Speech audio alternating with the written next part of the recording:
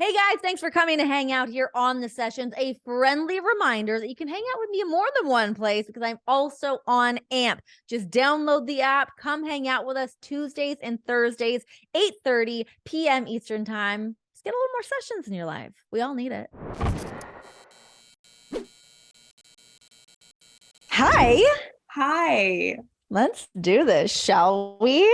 We shall. Here we go. Athena joining me here on the sessions.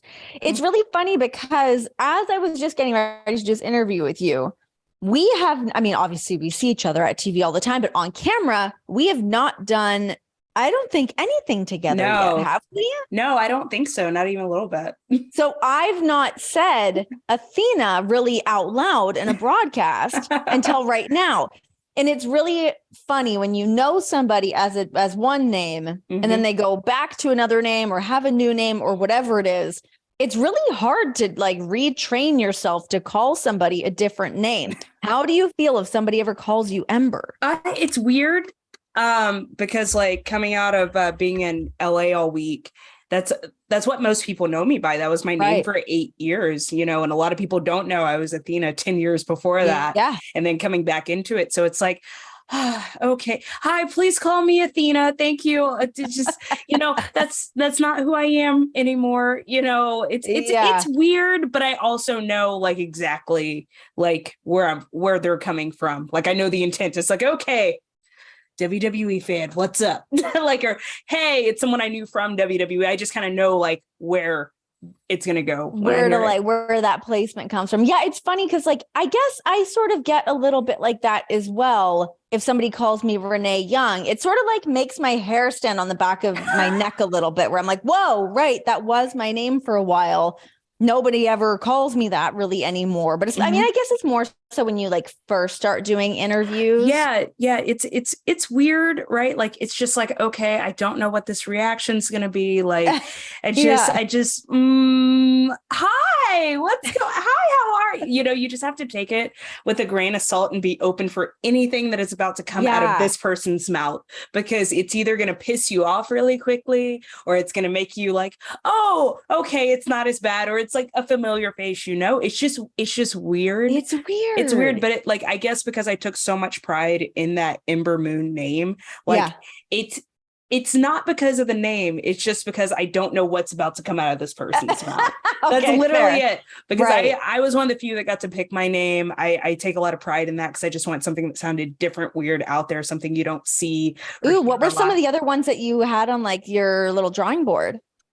So it was Ember Moon, Ember Palmer, Ember Reese, like playing off my husband's name, my name. Yeah. Then it became like, I think it came down to the two names that got back. Like the final two was Ember Moon or Reese Palmer. Those were the two, like those were the last shots. And I was like, Reese Palmer together is like actually like a great government name. I think they were like, oh, Reese Witherspoon, Reese Palmer works. Yeah. So that's kind of like where that. Yeah, so those were the last two names I got to kind of pick from. And then I was like, we didn't really know where it was going, and everything just kind of flowed together like right as the first vignettes happened. Because honestly, I had no clue it was me in the first vignette at all that aired. What do you mean? So like when you're in the system, as we like to call it, the PC system or whatever like that, I just remember they were telling me, oh, this war goddess thing will never work, just be something normal. And I was doing a whole different gimmick at the time. I don't want to say what, because who knows, it might pop up again. Ooh, okay, keep it in the back pocket. Yeah, keep it in the back pocket. Vest. Yeah. So I just kind of ditched this like superhero vigilante style character and just kind of went into something else. And then like I just literally remember like being at home watching TV and seeing this, like the stars align for the perfect moment. I was like, oh, this is cool. I wonder who this is. And I get to work the next day and they're like, did you see it? I'm like, see what? Yeah, I watched the next. It was a great match, blah, blah, blah, whatever the match was. And they go, no, did you see it? I go, what are you talking about? They're like, those are your vignettes. And I was like, what? I was like, that didn't even look like me. Do I need to change what I'm doing? Yeah, probably. Okay, cool. That's so funny. So funny when you like think of like the begin, like some people are in on like the entire process, and then other times it's like you're kind of looped in on the back end. Yes. How confusing. Yeah, Yeah. but by the way, this is your new gimmick. Get ready. That was you. Hey, you remember how we told you that wasn't? No, it is now. So have fun. Yeah. May the odds be in your favor. For Good luck. sure. For real, honestly. Okay, so we are coming up on almost your year anniversary with AEW coming up. So you debuted at Double or Nothing last year. Huge moment. Great to see you join AEW in the almost year that you have been in this company. How do you feel about things? It's wild. It's crazy. Like, I think I actually have this like reflection a couple of days ago. Well, like the week before, just the chaos ensued of last week. Yeah. It was just like, I haven't even been here a year yet. This is just everything that I've accomplished. I feel like I've done so much since I've been with AEW, since I've been with Ring of Honor, that like, just like, this is more than what I've done in like 2-3 years at WWE. I feel like, as far as character development, as far as like having these matches every single week, day in, day out, just being a little snarky asshole at times on TV, which I thoroughly enjoy. And I'm Poor just Lexi, just always at the brunt of some bullshit. You know what? If you came through to the cookout, Renee, maybe things would go different. I avoid it. I'm not there. I'm not there for it. I feed Lexi to the wolves. Get it, girl. Fair. But like it's really cool to just kind of sit back and just like this week in just particular, because like I don't think I've had a week like this in my career, just like ever, just going from Emmy to Yuka, and now I'm going to Miyu. It's humbling, it's exciting, it's anxiety driven, and it's just like I have a division on my shoulders, and like just that pressure is on to deliver, because I think a lot of people do want to see Ring of Honor fail. I think they want to be the I told you so, Tony, I told you so guys, and just the talent here is just not willing to let that happen. So of course that pressure's on. That not only we want to be in the conversation of a Dynamite, of a Rampage, of a Raw, of a SmackDown, but not only that, we want to be above that. Yeah. So it's just like the entire locker room feels that way, and just going into it, we're just like, we gotta do this. What are you doing? Hell yeah, you go and do it. It's fun. It's awesome. What a funny. I guess like the funny dynamic, and like the way you said is like everybody is waiting for it to fail and to think that way and feel that way. If that's like, what you're seeing on, whether it's on your Twitter timeline or the conversations that are being had or whatever. Yep. Like, what does it feel like to be a part of something like that, and not really knowing like, okay, Tony Khan has purchased Ring of Honor. Now it's going to turn into whatever it's going to evolve into, to you now being the Ring of Honor women's world champion. I guess just like that pressure to make something be successful. I know that you put a lot of thought into everything that you do in the ring, outside the ring. What are some of the things that you think about to help make Ring of Honor successful and to make this run and this version of Ring of Honor as good as it can be? I remember when I was on the indies like 10 years ago, not 10 years. Has it been 10 years? Well, yeah. Time flies, baby. It's working on Time flies. Let's not age ourselves. But like in the before times, when I got the privilege to finally be selected for like a Ring of Honor tryout match, I just remember like how much hard work it got me there, that put me in that position. And just knowing that I wasn't going to let that go. I wasn't going to take that for granted, because at that time, very few women could be in Ring of Honor, if that makes sense. Yeah. Like you had Sarah Del Rey, you had Daisy Hayes, Allison Danger, you had these women that had kind of put the foundation for that. And people were like, oh, that was awesome. We saw a women's match. And that was kind of the reaction. And if you go back and watch those matches of like your Sarah Del Rey's, Daisy Hayes, Lacey, all of these women, cheerleader Melissa in there as well, Mischief, that like laid this foundation. You're like, how did I never know that this was a thing? Because these women were out there killing it way before we ever did. I mean, those are still so much of like the names. And if you talk to female wrestlers, those names will come up every time. Exactly. And just knowing that that's where the foundation was, seeing the journey of its ups and downs throughout the Ring of Honor women's division, because a lot of times that we took a break. I don't want to say anything other than like, I don't want to say anything negative, because there's nothing negative to say, and I don't want it to be twisted that way. It's just like either there were women matches there or there weren't. Then you saw the resurgence of the Ring of Honor women's division with Deonna Purrazzo and that group there of like, okay, we're getting back to the core, we're getting back to what we know. And then in that transition of Tony buying it, it's like, okay, the foundation has been laid like for years and years and years, even before I started wrestling. The foundation has been there to have that, and wanting to elevate it, wanting it to evolve and make it mean something. That's kind of where my head is every step of the way. It's building up opponents, whether they win or lose. And honestly, I don't know what happens with me until I get to the arena day of, to be honest with you. Yeah. And it's just going in and trying to make it every match feel like a big fight, making every opponent within Ring of Honor feel important so they can grasp onto. Like, my goal as the bad guy is to be that monster that everyone hates, to be that person that you want to see get beat down. But at the end of the day, when I step up, it's like, you can't deny that. Right. Yeah. So it's kind of going in and just saying, hey, what do we need to do to make this thrive? And I think as a locker room, we've all bunched together and we've said, we're not taking no for an answer, and we're not going to let them shove us to the wayside. How different is the Ring of Honor locker room as opposed to the AEW locker room? Is there a different vibe between the two? I don't know, because it's weird for me because I frequent both. Yeah. I feel you've got like intel. You're like a double agent. Yeah.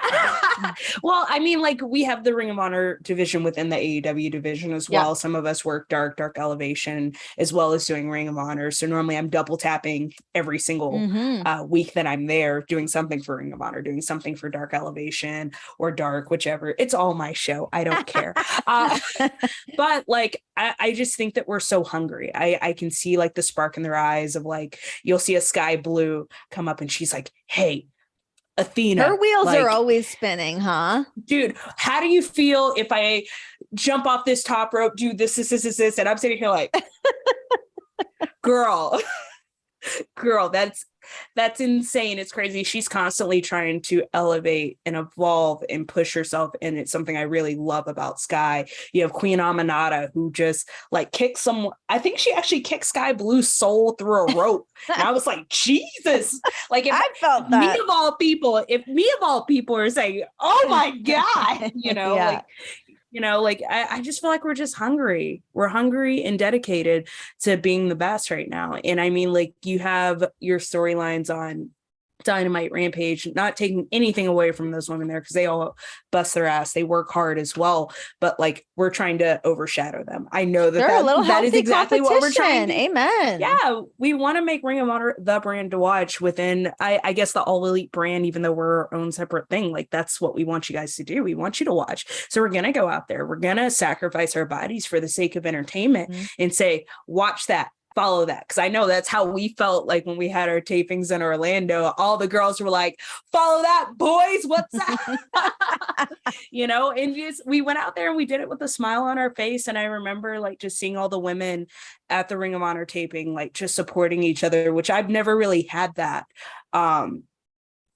since I've been at AEW, like, as far as the locker room watching every single match. Right. I feel like Ring of Honor, like, I remember having this match with Willow, main eventing the entire taping, having to be there at 9 a.m. And like, we went on super late in the night, I think like 10 p.m., 11 p.m. So this crowd had seen like, I've seen it all. 14 hours of wrestling by this point in time, where it feels like an astronomical amount. And then just going out there, killing it, getting everyone to stand on their feet. Me and Willow walking to the back, and the entire women's locker room was there, just like, hell yeah, we killed it. And that meant the world to me. Because it's not something you see on a regular basis, because of the travel schedules, because, you've been on the road, you see it. It's like, all right, y'all, I see y'all on the TV. Y'all kill it. Love y'all. And we're off to the next town, like, love y'all. And then you send the text, girl killed it, but it means a lot for people to just actually stay back and watch. And like, I try to do the same if I don't have to do anything, but normally I choose to go after the tapings if I have to film something, just because like, I know I can get the crowd. I know that we can entertain them after they've seen that, and they're going to get something different every single time. You talking about you and Willow being able to main event a night like that, and coming off the heels of WrestleMania, being able to see what Bianca Belair's been able to do. I mean, even from her entrance onto the match that she had with Asuka. How do you feel about the representation for two Black girls to go out and to be able to be the main event of a night like that, and just a representation, whether it's in Ring of Honor or in AEW? I think it's really cool. Like, I remember when I was on the indies, when I was in WWE, and I don't, let's just skip WWE, but like I remember being on the independent scene, and it was just like there was one Black woman per state, it seemed like. Yeah. And it very much so seemed like, all right, we got our token Black girl here, we're good, guys. And I remember going to other states and being like, oh, well, we booked you because you're really talented and you're African American, and we're looking to try to bring in more people from that. And that was a thing, you know? Yeah. And it's not something I really liked. But if it paid the bills, whatever. But like over time, it was like, I went back and I started looking at wrestling, and it was like, wow, what was my representation for our African-American culture when I was watching? It was Jacqueline, it was Jazz, you know, and that was about it. You know, like there were a couple, like, dirty sheets, don't come at me. I know that there were more, but like, that was it. That was our representation at that time of like those top tier stars. Yeah. So it's like you come back and you look at it, you see Bianca Belair, Mercedes Moné, Trinity. That's a new one. Trinity, myself, Kaden Carter, like you see all of these women, Willow Nightingale, Trisha Dora, Queen Aminata, like we are powerful, we are strong, and like we are not going to be like denied any longer. And it's not a marketing thing anymore. It's like, hey, if you're good, and you deserve to be there. So when me and Willow got that opportunity, not only as like Black women, but just as entertainers, like to go out there and show the world what we could do, like it meant the world to me. Cause like at the end of the day, like I won the title and I didn't realize I was the first African-American woman to win the ROH Women's Championship. I did not know that, you know? So like, that's even a cool moment of like, oh man, that's crap. Like that's that's not crap, but like it's awesome. Sorry, I haven't slept in 3 days, y'all. So y'all are getting the most like week. It's been a week. I got flight cancellations. We got in just in time to come do this. All right. So and computer updates on top of that. Everything when it rains, it pours. Always. Computer update, cat coming in here and messing up court. Y'all are getting all of it today. So it's long and the short, it's just a really cool moment to have the opportunity to go out there and just share the ring with not someone that I think gets that spotlight a lot of the time, because I love Willow Nightingale. Like I remember being in WWE, seeing her come up, and I was like, who is this? And she just always made me smile. Like just to my core. And then like just being able to have a match with the storyline that like fed up to it. Like I just was like, give me a little piece of that. You mentioned Trinity, who I believe was front row at your match with Yuka. Was she? What's your reaction to Trinity? First of all, now being a free agent, but if she's kind of taking a little interest in what's going on in Ring of Honor, specifically in your career. I love Trin, first off. Like Trin and I didn't get to have a lot of interactions in WWE. It was always when like it was very funny, because I remember the first Money in the Bank, when we all found out we were the Money in the Bank, we like kind of paired up and we were like, hey girl, what we doing here? What we doing, you know? And then like in the Rumble, like it's just weird. Like any type of multi-person situation, me and Trin always found each other. Like the Rumble, what was it? The Battle Royal, the women's battle royal for the Mania show. Like we always just kind of found each other, but we never got to complete anything that we started. So for her to come out and just after I got released, she like stayed in touch, which is very important to me. Like we talk almost every day. We send each other terrible, funny Instagram videos, and just like it's someone that like I built a relationship with as a sister once I left, and I appreciate her so much, because when we both found out we were in town, we were like, we got to see each other. And I go, hey girl, why don't you come watch the show? And I thought she was going to stay in the back. She goes, girl, I ain't staying in the back. I'm going front row. You know who I am. And I was like, okay, you know, and then like it was really funny because like I was so happy to see her and stuff like that. And then like I remember being post match and I raised the belt up. I'm like, yeah, and I look at Trin and she's mean mugging me. I was like, hold up, what's this?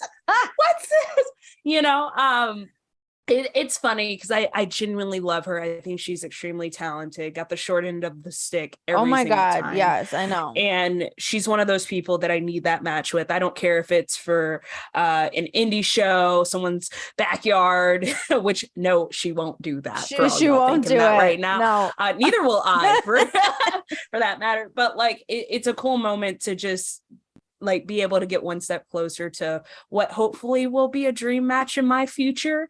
I know we've just like, I don't know. I want the best for her. That's at the end of the day, that's it. It doesn't matter if she comes after my Ring of Honor championship or not. I want the best for her. I want her to be happy. And whether she comes to Ring of Honor or goes elsewhere in the world, like I just want her to be happy and thrive wherever she goes. She has so much to offer. And I really feel like she's, you know, she really always has kind of been like that unsung hero. We all know how damn good she is, how talented she is. And I just feel like that ball was never properly handed off to her to run with. I mean, you know, she had her championship run and we got to see a little bit of that, got to see some of those little glimpses, but I just feel like we only saw the tip of the iceberg of what we could get with somebody like Trin. And I think really seeing Trin unleash and seeing her just do her, be her, talk like her, put on matches that she wants to have, like, God, I would love to see that. Yeah, I just want to see someone take the handcuffs off. Yes. Like, you know what I mean? She's already got them off. Now, like, let's see if she can fly. Yeah. I want to see what she can do, because this is coming from someone that shared a ring with her, that's done a little bit of something here and there. Like, bar none, I'm gonna tell y'all right now, y'all ain't ready for Trinity. Y'all ain't ready for Trinity. You really aren't. Like, no, I agree. I do agree with you as well. Like, I just want like the best for her. I want just whatever's gonna make her happy. You know, you kind of go through the grind for as long as she has. It's like, what's gonna make your heart go pitter patter right now? Find that. Yeah, chase that thing. Like, I think that's it. Like, she has to find that. Like, and no one can say it for her. And I think she's getting to that point where she's trying to figure out what she wants to do. Yeah. Talk to me about your match with Yuka Sakazaki. Because damn, you guys tore it up. How are you feeling physically? I mean, to go through everything that you went through, like you said, it's been a long week. You just got off the plane. Where are you feeling? Mentally and physically sore. I remember just like I got in last night, went and saw the Dungeons and Dragons movie because nerd alert, and then forgot that I had like a contractor coming to the house to do something this morning. That's why I'm all frazzled and chaosy. So I've just been going, and then tonight I have to go run a wrestling training session. Oh my God. So Girl, give yourself a moment.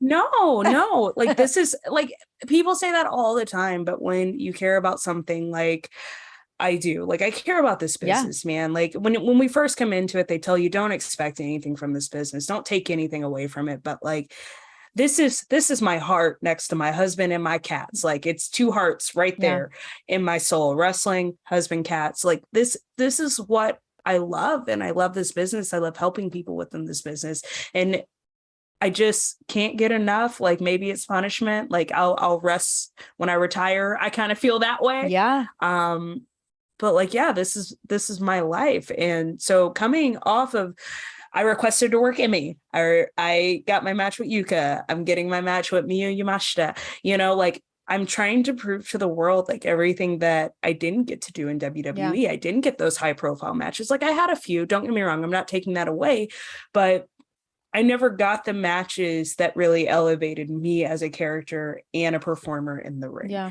And I've always been that type of person that's been about the match, that's been about the story of the match. What can we do? What's that crazy thing? Like, even since I've been on the indies, like, and constantly now, like, between all of this, I'm going to be watching so much film on Miyu Yamashita, and we had the privilege of working together before, but like, this is just what I do. Like, I love this. This is my passion. Like, I wouldn't be who I am today without pro wrestling. I'd probably be some shy accountant or like veterinarian somewhere in the world. I don't know, but like, respectful gigs, but wrestling is in your blood.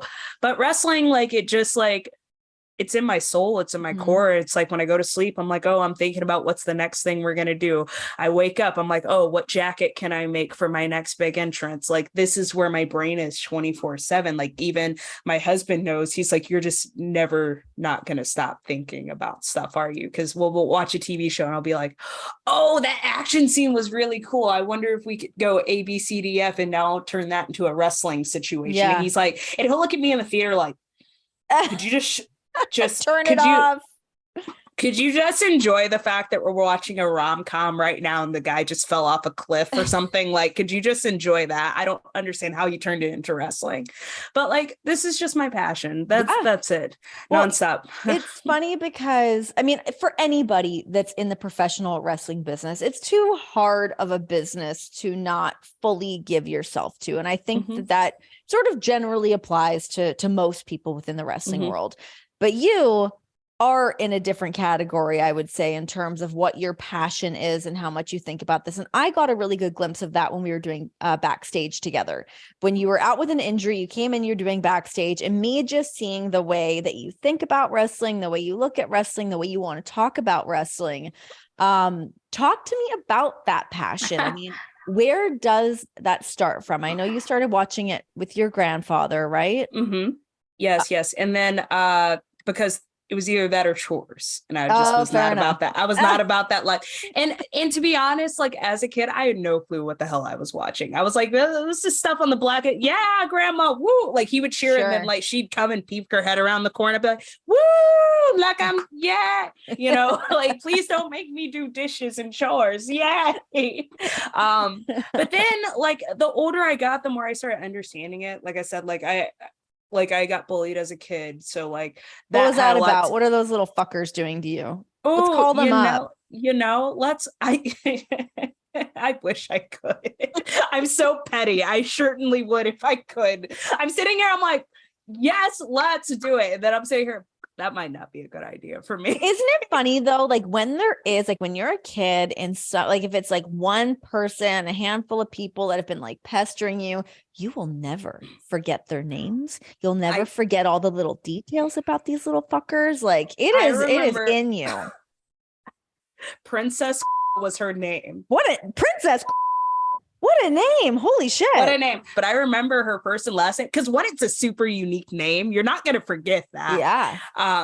But like, man, it just, I don't know, man. It's without that in my life, I don't think I would have gotten to where I am because like wrestling resurged back then. Like I get shoved in a locker almost every day, like those little half lockers, not even the full ones you see on like Saved by the Bell. I got the half lockers because I was short. I'd just be in there like, oh my God, and I remember the one girl that stuck up for me, like was a massive wrestling fan. She loved WWF at the time. And, I was like, well, I gotta like WWF too now because I got a homie now. And like, she was kind of like my first real friend in middle school at that time. And I just remember like watching like Stephanie McMahon and like Hurricane and all of these like crazy out there characters, Crash Holly. Honestly, Right to Censor, like I love Right to Censor, like, and I love Ivory even more. She puts the biggest smile on my face every time I get to see her in person. And like I just saw these characters, but like they could say what they want to say, they could do what they wanted to do, and if someone got in their face, they stepped up and then they pro wrestled about it. Whereas like anytime I would try to speak up for myself, I would end up in a locker. So I found this like really big fascination with just having that independence of character, having that like confidence in self, and I had none of that. So like that's kind of around the time that I altered my entire life from trying to be a professional soccer player at the time to being a pro wrestler.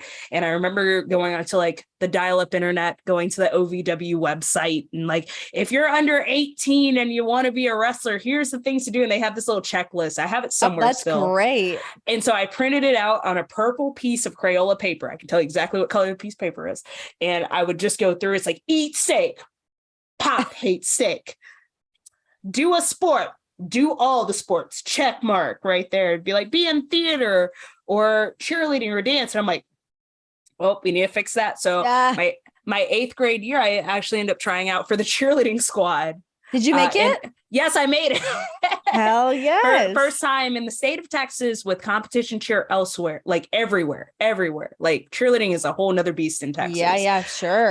But like ended up making the team, like did all that jazz, and then just got accepted to OVW, not OVW, University of Kentucky, which is 20 minutes from OVW, because I wanted to get a scholarship to go to that school so I could go train at OVW. Gosh. And like then I got one, I applied for University of Georgia as well, got a partial scholarship for that because there was a WWA4, I think at the time was in Atlanta training, and I think they had just had What was your scholarship for?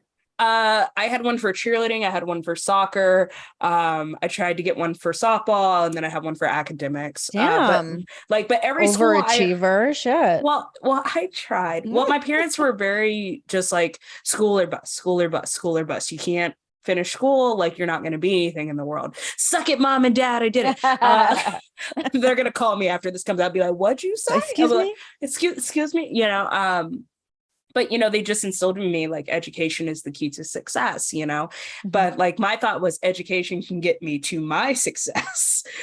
So I got accepted to all these schools. I didn't get to go to either of them because the out-of-state fees were just so much once you went over, and the scholarships basically only covered that. So I ended up going to community college, where I actually ended up getting to play real college ball for soccer. So I did that for a year there. And then at that time I was training with Skandar Akbar. I found a school that was local. So I started training around that time as well, and just kind of fell in love with it and just kept on going. As an athlete, though, for you to be playing all these different sports, then you're training, getting into wrestling, this is already a lot of wear and tear on your body. Yeah. I played soccer since I was like 6. I was playing select or clubs by like 11 or 12. I stayed in that till I got till high school, because they were like, oh, you have to do one or the other. Plus my age range, everyone disappeared, so it was just me. So I went full bore into just doing soccer for the school. My school sucked, so that wasn't fun. There's actually like a fun little article of me playing goalie, because our goalkeeper tore her ACL, so I had to play goalie, but I was also the main scorer on the team. So I'll do both. So there's like a cool little article. I'll show you one day. I have it. Please in the house, do. About like how it's like, hey, they lost 21-0, 21-0, but this goalie stopped 90% of the shots on goal. She tried. She did tried her everything best. she could. She did everything she could. But yeah, I just ended up just kind of balancing everything. Like I was always very good at that in high school. Now not so much, but like I was a straight A student. Then I played softball, tennis, soccer, then did cheerleading at the time as well. I dabbled in the theater stuff because I would help read scripts and stuff on the side to help hone the skill. Yeah. And so I was balancing all of this stuff throughout my entire high school. And then I got to college and I was like, man, this school stuff's kind of stupid. I like I said, like I went to community college for a little bit. Then I went to University of Texas at Arlington, or UTA, which is where we had the Ring of Honor pay-per-view, where I won the title. I actually lived across the street.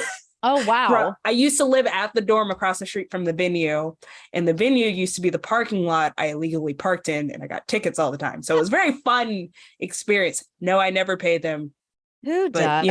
Especially when you're a student, you have any money to pay that shit. But that money was meant for ramen and Velveeta at that time. So, dude, you're so busy. Like, do you ever take your foot off the gas pedal? It seems like you just are a go person all the time. I try, but like my week goes, Monday night we have training. Tuesday is kind of my day. And even then, if something goes wrong, I'm at the school. So we have training Monday through Thursday. Tuesday, I try to be hands off, but sometimes I like to dabble. But Monday is my training class. Tuesday is kind of my day to pack and get myself oriented to go back on the road on Wednesday. Wednesday, I'm work all day. Thursday, I come back. I sleep for half the day.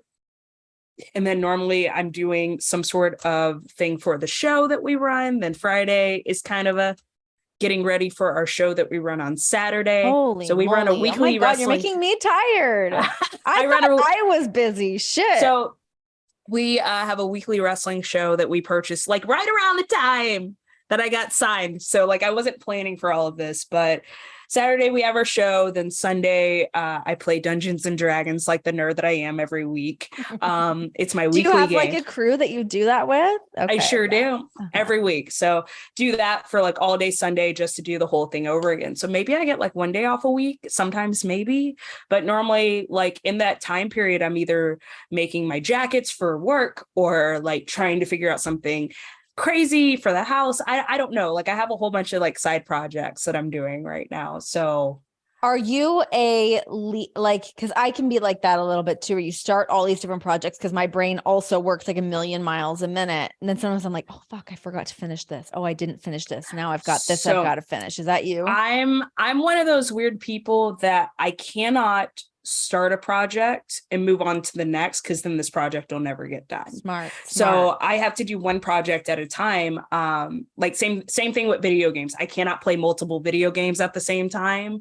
Like I don't get how people do that. It's like, nope, I have to complete this story. Now we can play the next game. Because like I have so many games that I just haven't finished because of that same thing. So like I actually just ended up making my husband a jacket. Here, I'll text it to you here in a little bit. Oh, yeah, please do. I actually ended up making him a jacket and he was like, well, babe, you just need to work on yours right now. You just need to, and I'm like, no, because this will never get done if I don't do it. So it's one of those things that I try my best to multitask as much as possible. But like, it's like, all right, I'll have one video game project, which I love playing video games, and like I hope to be like a play tester soon. Then I have a gear project, which I do that once every quarter. So then I have my husband's gear project, which is like he'll be like, he'll ask for something so small and be like, oh, could you send me this? Do you think I could do something like this? And I'm like, oh yeah, that sounds simple. So I was only, I'm going to text this to you. Scroll down. Do you drink or have any like bad vices? I don't think so. I drink on occasion. I don't drink a lot. Like, are you like a smoker or anything? You seem like your brain is too like fired up and like pure to be tainted by all the bullshit. I probably have a caffeine addiction. I think that's my biggest addiction. There it is. Okay. But that's also because I'm an insomniac because my brain runs 24/7. So like I'll get tired. I just sent them over to you. So all my husband wanted me to do was just like rhinestone his letters on the back of the jacket. That's great. And then I added all those studs on there, the chains, all of it. So yeah, so like I just go on a whole little world if like I get a project and I'm like, oh, and he's like, well, is it done yet? I go, I don't think so. I think I want to add this. This is the completed just get in project. like a crazy zone where you are just like honed in on it. You've got some music playing. You're like in your own little world. I actually watch terrible. All right. So it's not terrible, but I watch The Curse of Oak Island. Okay. Which is one of my favorite shows that I really want to go visit Nova Scotia, this island. Yeah. Nova Scotia rules. Never been, but like I've always wanted to go just to see the island and stuff because I think it's just a cool show. But it's long and short, it's about some treasure hunters trying to find this treasure, and they've been doing telling me about that show like a million years ago. Dude, I got stuck in a hotel room in Canada, and that's the only reason I knew about this show because that was the only thing in English. It's on Netflix, right? No, it's on Hulu now. Like, but it might be on Netflix. I've been watching it live for almost like 6 years, and they have like 20 seasons. Real time, baby. Real time, baby. So like, that's so but funny. I just kind of get an idea in my head. Like I remember like I wanted to do Black Adam, I wanted to do Shazam, and we just couldn't make that stuff work out. So like it became, okay, what's the next thing? So even like the entrance at Ring of Honor was really cool because I just had an idea to change up my Tron because I just think that we're past the clouds and stuff with it, to be honest. Sure. We're still working on it, we're still trying to figure it out, but like I was like, what about a doll shattering? And then they're like, oh, and then like between Mike Mansouri, Sanjay Dutt, Paquette and Ruckus, like they just created this whole concept for that. And I was like, dang it, I could have got like porcelain doll heads and put it on a jacket and been extra creepy, but like I just didn't have enough time because I had to switch projects too many times. But yeah, I'm sorry. I'm rambling because I get like really excited about like building stuff. I am not great at building. I'm going to take a, well, it's funny because as I mentioned backstage, when you and I were doing that, now I like from doing that with you and having you on here, I understand now the way your brain works, where like you get you excited about something and we are fucking talking about it. Yeah. But we're like, getting into it. I think it's because I genuinely love everything about pro wrestling. And like, and then once you wrestle, you travel the world, you train with different people, you see different people's, I guess their opinions and stuff, see what applies, see what works, what doesn't work. Like Terry Taylor is one of my favorite people because he would tell me something. To this day, this still happens, by the way. He'll tell me a piece of advice and I'm like, bull crap, Terry, that'll never happen. And then I'll be in a situation where it happens and I'll be like, damn it. Terry Taylor told me this would happen. And then you do exactly what he told you to do. And then it's like magic. And you're like, damn it, Terry. Now I have to call and text you 6 years later and be like, thank you for that one piece of advice. I appreciate you, you know, but I also love Terry Taylor too.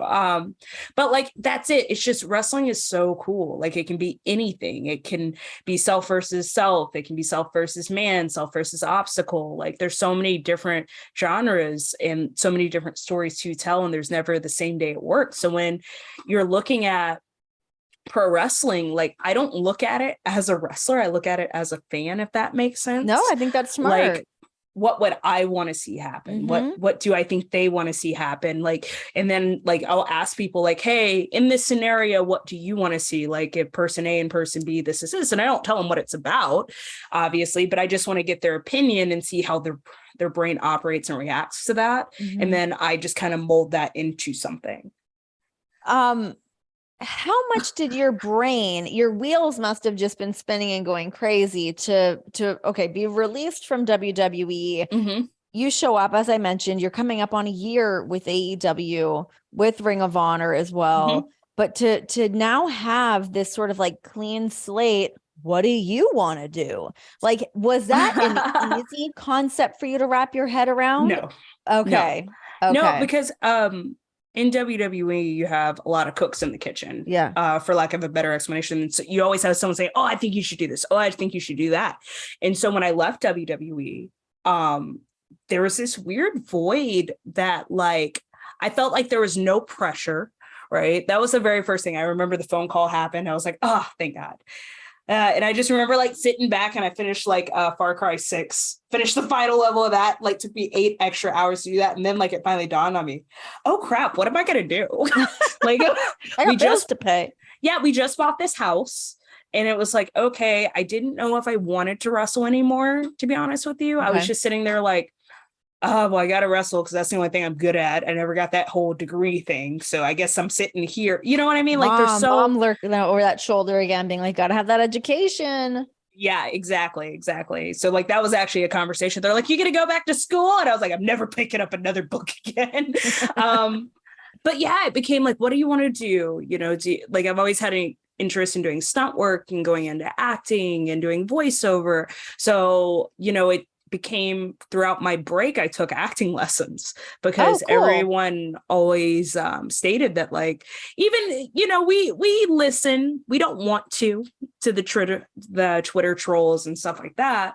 But like, I felt like in WWE, my weakest area was my promos. And because of too many cooks in the kitchen, which is funny because here you are like, you're a talker. You are a talker. I am a talker. Yeah. And I've always been that, like on the independent scene, like I used to cut my own promos all the time. And like, I've never felt like this was something that scared me or troubled me. And like, I think my promo actually ended up getting me signed, you know? to WWE at the time. But when I left, it was like I couldn't read scripts. It was very obvious that I was not good at reading scripts, that I just couldn't cut that. And so most of my break, I spent acting lessons, taking voiceover classes, doing some auditions, just trying to get my brain working in a different way. And that opened my eyes to more storytelling aspects and little subtle things that I was missing. Yeah. I think as a character. And so when I full bore got here, it was still the good guy. I still had a couple of really good promos in there with Jade. Yeah. And then it became, okay, thank you for that. Like, we'll call you when we have something, but here's Dark. And then it became, okay, the entire time I was like, what can I do? And I just felt lost for a while. I was like, no one's telling me I'm doing a bad job. No one's, like everyone's like, you're great, you're doing great. And I was like, why? What is happening? And it's almost like a little bit of that WWE PTSD that seeps in. Oh, of like, God, yeah. Am I going to be in catering for 4 months? Yeah. Oh my God. I mean, the benefit is like, I love the fact that when I come to work, I always have something to do, whether it be Dark Elevation, Rampage, whatever. I love that about this job, because I don't know if I can mentally come to work and not do anything. That would like probably kill me more than anything else. But like, it's been this wild ride because Toronto happened, baby. And Sure I remember just everyone being like, well, we can just keep doing, we're just going to turn you babyface next week and it's fine. And I was like, let me run with this. Like, and a big props to my husband for just being like, nope, we're pro wrestlers. We run with this. We yes and we don't say no and take it back. We yes and. He's like, you should know this. And I was like, okay. So like, then we yes anded. And then like, holy crap, this blew up better than I thought it was going to, of just having all of these crazy ideas, having really awesome input from the AEW staff too. Like that was when the input, someone was like, oh, you should do this. Oh, you should do this. Oh, you should do this. And everyone, it felt like that, okay, I'm doing something right, because now everyone's telling me, oh, you should try this. Oh, you should do this. Mark Henry's one of those people like, man, I ain't gonna let you hit me like that, man. I'm like, Mark, you lifted, like, you drug like 2 18-wheelers down the road once. Like, what are you talking about? Like, me hitting you, Also, I will, if you just say the word, Mark, I got you. But it was like a really cool, like, just like, okay, I'm on the right turn. I'm on the right track. I'm on the right track. And then just trying to build off of that. Right. Like, so we had done the heel turn for a little while, a couple months before I did the Rampage match where I hit Aubrey. Yeah. So it was like, hey, let me hit the ref. I need this definitive screw the world moment. And like, the trust was there, which is something I'm not used to. Right. And you know what I mean by that. The trust was there, and that meant more like, and I don't know. It was like, so like, okay, because if it failed, it's on me. But like, I'm always willing to take that risk, like 1,000, 1,000,000,000% of the time, I'll take the risk, because like, when you feel something is right, you feel it's right. Like, I'm always open to suggestion. I'm always open to input, because like, at the end of the day, it's not just me in the ring. It's more than one person in there, and you're only as good as the other person allows you to be. And you're only as good as the writing allows you to be. But like, something about it just feels so cool, so unique, like that I have this constant collaboration with the AEW writing staff, the creative team there, mixed with some of the boys in the back would be like, man, I think you should do this. And it's this really cool thing that is just kind of merged into this entity that is me right now. Yeah, it's cool. It's really cool. You mentioned a second ago about not knowing if you were going to continue to wrestle. And again, going back to us doing backstage, I remember when there was that moment when we were talking about your injury, and there was so much uncertainty for you about what was going on. And I think that must have been a pretty scary time then, to kind of wonder what your career was looking like then. But to be back where you are now, feeling good, all those great things, what is that like, kind of feeling like your career is slipping through your fingers without being in control of that? It's very anxiety driven. Like, we all talk about mental health, but I don't think there's anyone mentally stronger in the world than like pro athletes and pro wrestlers. Yeah. Because the stuff that we have to deal with on a daily basis, and then just go, okay, yeah, you know, like it's mentally draining, and to just go through the Achilles thing, like the tear was chaotic. And like when I did backstage, I found out like the night before all of that was happening. And then I was like, you got to suck it up and go to work, girl.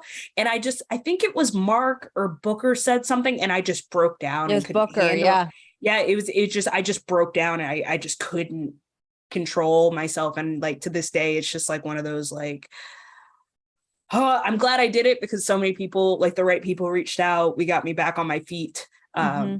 But like it was scary. And to sit there and think like, this is something I've dedicated so much time and love and effort into. And I remember having the feeling of when I left WWE, I didn't know if I loved this anymore. Right. And like, that's the one thing that they tell you, when you stop loving it, it's time to get out. It's a scary feeling. You're like, how do I fall back in love with this? I know it's a thing that I love, and I know I have unfinished business with it, but how do I ignite that flame again?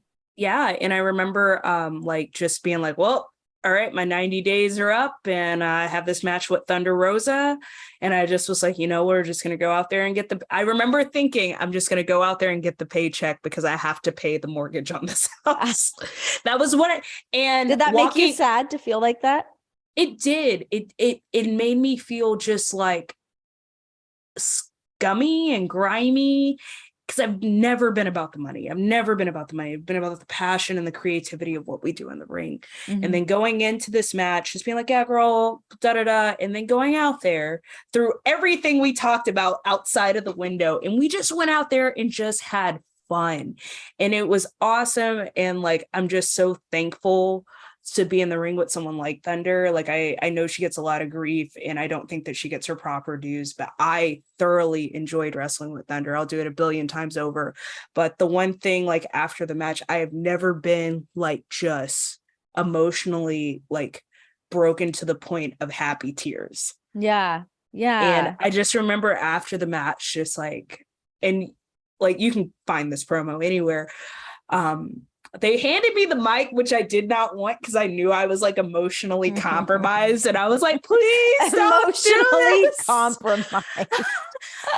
And I just remember like thinking like, I almost gave all of this up. Sure, it's not in front of 25,000 people. It's not in front of like 10,000 people. It's in front of like 500-600 of the most passionate wrestling fans that appreciate every bump you take, every move you kick out of, like, and props to Warrior Wrestling for making that happen.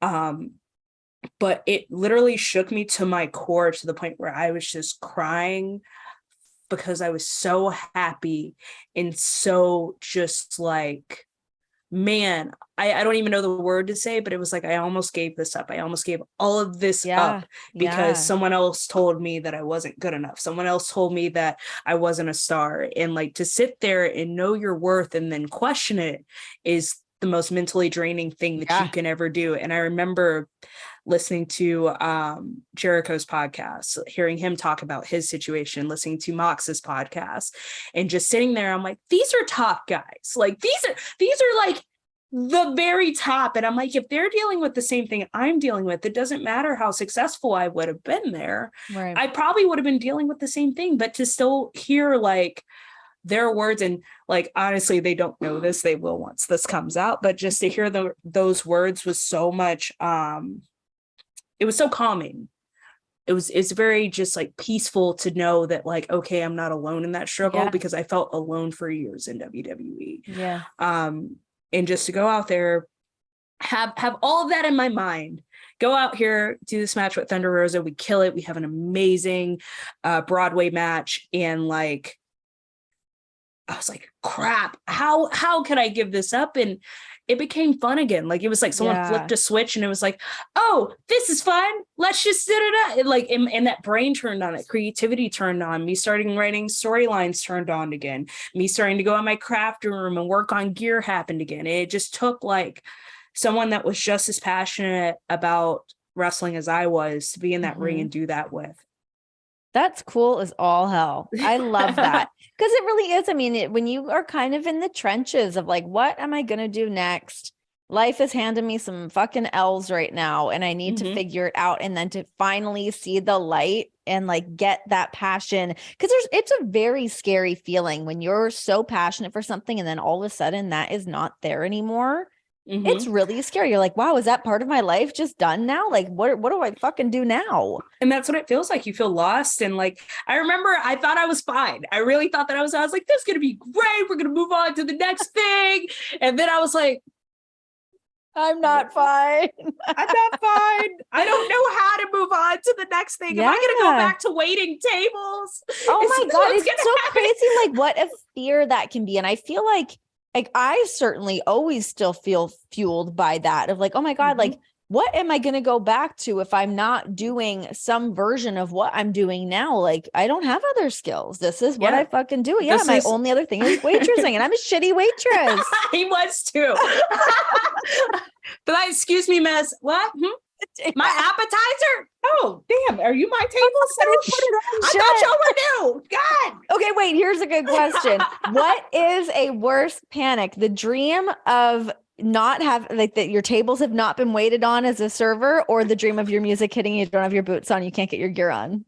What's a worse dream?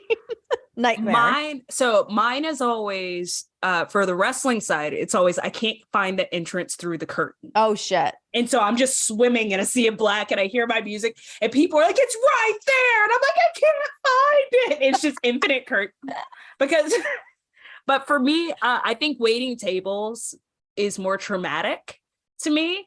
And if you've waited tables for longer than 2 weeks, you will understand why. Because I haven't waited tables in almost 13, 14 years, and I still have these nightmares. I am a pro wrestler every day of my life, so that's normal that I have nightmares. I still have nightmares about the very first restaurant that I worked at when I was 17. I actually do too. I still think about that shit. And it's because, I mean, people are fucking mean. If you mess up their order, or you forget to put something in or whatever, people go out to dinner, they want the experience. And if you are not able to deliver, you will hear about it. I'm petty, but a hangry family of 4 at Outback Steakhouse is the most pettiest thing I've ever seen in my life. Because then they'll spite not tip you, not knowing that you have to pay the bussers, the hostess, and the restaurant just to wait tables there. Oh my God, that's so funny. Okay, so your year is coming up, end of May. We're going to be back out, Double or Nothing, again in Las Vegas. That will put the pin in 1 year for you with AEW, with Ring of Honor. What else do you want to do? You're rattling off some of these dream matches that you've already been able to have. Some of the matches that you've been having as a little bit of a bucket list. What else is kind of on this vision board for you? I know you have one somewhere in your craft room. Well, you know, I have a very unique entrance concept, and maybe it's not unique because it's kind of playing off some stuff that I saw this past year mixed with some stuff that I saw at like a Cirque du Soleil show. I have a concept for an entrance I really want to do, and hopefully like I'm actually going to pitch that this week. But other than me doing like fancy stuff in my craft room, I really want to wrestle Jamie Hayter. I really want to wrestle Toni Storm. There were so many like missed match opportunities that I didn't get. Jamie Hayter looks like she hits real hard. Bring that on. She hits hard, but I hurt people. So we'll see how that works out. But yeah, like I would love to wrestle Saraya. Like I feel like there's so many matches I haven't yet gotten to, but I think if I'm going to throw like a shot in the dark, I would love to be the first ever multiple female champion within AEW and Ring of Honor. Like that just kind of seems like icing on the cake, whether that be the TBS championship. Jay, girl, you know I love you. Someone's got to take her down. Or if it's Jamie Hayter, girl, we'll see what happens. But I think that that's like at the top of my bucket list, but like, honestly, like I really want to go to Japan. I've never gotten to wrestle there in my entire career. Like it just every time it seems like it's going to happen, something falls through, something bad happens, or, you know, I just am unable to do it. So that's like my goal, to go and do like a nice little tour, whether it be Japan, Australia, the UK, which I know AEW is supposed to be going there. So hopefully I get selected to go on that. Yeah. But a lot of it is just like, I really want people to look at Wait, did you never do any of the UK shows with WWE? I did, but it's different. Right. Of it's course. different, right? Like, yeah. Like the UK is some of the best fans in my the God. whole damn planet. They're I'm loud. gonna say it first They're and real foremost. loud. They're loud, they're rowdy, and like it's not so much that I want to like that I've never wrestled in the UK. I just want to do it again. Yeah. I just want to do it again. I get it. Yeah, but like Australia was really fun. I'd love to go back to Australia. I'd love to get like top 3 places right now. I really got to go to Japan. I've never gotten to wrestle there. I've been once, but I have to wrestle in Japan like before like I'm ready to hang up those boots. I feel like it's so you. Like it's actually shocking to me that you've not wrestled there. I would have assumed for sure that you've already done that.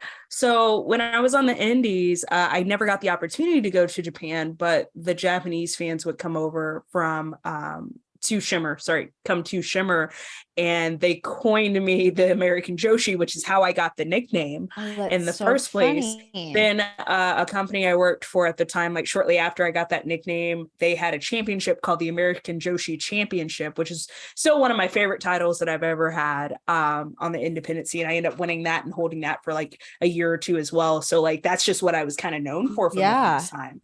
So, but I just appreciated that strong style, the hard hitting, the technicality mixed with the high flying. And I like altered my entire style on the indies to be that person, to be like the American Joshi. And so like I got to wrestle Akio Hamada. I actually wrestled Shida at Shimmer. So many amazing Japanese women like Ray. I never got the privilege to work with Leon. Tomoko Nagagawa, like, so I have a nice little extensive like bucket list, but like honestly, I need to wrestle Aja Kong at least once in my life. I just super fangirl, like, but like honestly, if you look at everything that she's done in her career, she set the standard for what hard hitting is. Her and Bull Nakano, my Nami Toyota as well in that group as well. But like that was the style that I wanted to do for so long, and to finally get that opportunity to see how my style, never doing a Japanese training session in my entire life, a little bit stacks up against the real deal. Like that's kind of the goal in life. Oh yeah. I mean, listen, just put it out there. I feel like, especially the way things are set up now, it's so nice that like you can make these things happen. Yeah. I'm throwing it out here multiple times in the universe just to see. Keep peppering it out there. Let the people know. There's just a lot I want to do still in my career. Like I think my next thing is I really want to do a hardcore match. Oh shit. With who? Who would you like to do that with? I don't know. I mean, there's so many up and coming stars within the Ring of Honor division. Like I love Trish Adora. Like I like Queen Nominata. Like we'll see if Billy Starks wants to come through to the cookout. Like we have this young, hungry group of women. I think that's kind of where I'm looking to go, because I get a little crazy. I used to say I do one once a year. We get a little crazy and then we sit on back down. But like I just haven't done one in a really long time. I would love Taya Valkyrie to come through to the cookout as well. Okay. So yeah, there's just too many talented women to pick one, which is why I think maybe multiple. I don't know. Okay. We'll see. I don't know, but we'll see. I don't know. I just think that like right now, I think my next thing is I want to do like a street fight or a hardcore match. Doesn't matter up with the ante a little bit. Yeah, just something fun, something different, something exciting. Because one, I've never got to do one on TV, and I don't count like Money in the Bank for that. There's too many moving parts. Sure. But yeah, there's so much cool stuff to do within AEW and Ring of Honor. Like the sky's the limit. For me to just sit here and name off a couple of things, I feel like is a disservice to how infinite the possibilities are. Yeah. So yeah, it's almost like what we were saying before with like, wow, what are we going to do? Because there's all these options and all these things that you can really make happen and really have those discussions to kind of get the wheels in motion to accomplish those things. So hell of a time to be alive, hell of a time to be a pro wrestler. Yeah, that's basically it. It's like it's a really cool time. It's a different time. And I just feel like as long as we continue to move forward as a division, as a brand, whether men or women, like we're going to go out there and show them what we got and not be denied. Hell yes. Well, Athena, I know you've had a hell of a week, a lot of things going on. I will let you get back to those things. Thank you for joining me here on the sessions. Thank you.